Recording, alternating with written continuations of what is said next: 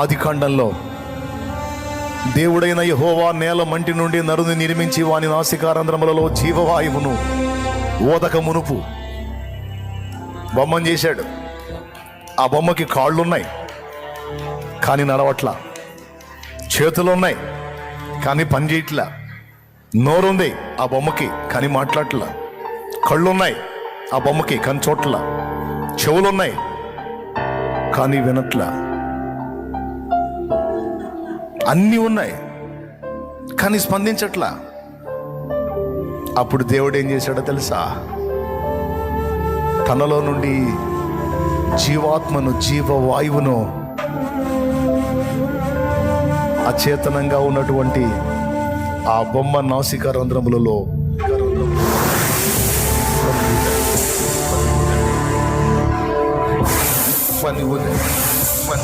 ఎప్పుడైతే ఆయనలో నుండి ఊపిరి, ఆయనలో నుండి జీవవాయువు ఆ వ్యక్తి నాసికా రంధ్రాలలో నుంచి లోపలికి ప్రవేశించిందో అప్పుడు ఆ వ్యక్తిలోకి చైతన్యం వచ్చింది. అప్పుడు అచేతనంగా ఉన్న చేతులు పని చేయడం మొదలు పెట్టాయి. ఓ అప్పుడు నా కాళ్ళు నడవటం, గంతులు వేయటం, పరుగులెత్తడం మొదలు పెట్టాయి. హల్లెలూయా, హల్లెలూయా. అప్పుడు ఆ నోరు స్తుతించడం మొదలు పెట్టింది. అప్పుడు ఆ కళ్ళు చూడటం మొదలు పెట్టాయి, ఆ చెవులు వినడం మొదలు పెట్టాయి, ఆ గుండె కొట్టుకోవడం మొదలు పెట్టింది. ఓ దేవుని ఊపిరి, దేవుని ఆత్మ, దేవుని పరిశుద్ధాత్మ, దేవుని ఆత్మ. హల్లెలూయా.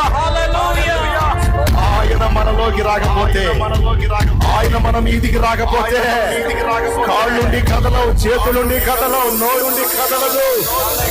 ఆయన ఊపిరి విడవాలి మన మీద, ఆయన ఊపిరి విడవాలి మన మీద, ఆయన శక్తి విడవాలి మన మీద, ఆయన అభిషేకం విడవాలి, పరిశుద్ధాత్మలో పంపాలి. దేవునిలో నుండి వచ్చు ఆత్మ. నా ప్రభు తన శిష్యుల వైపు చూసి వారిని కనికరించి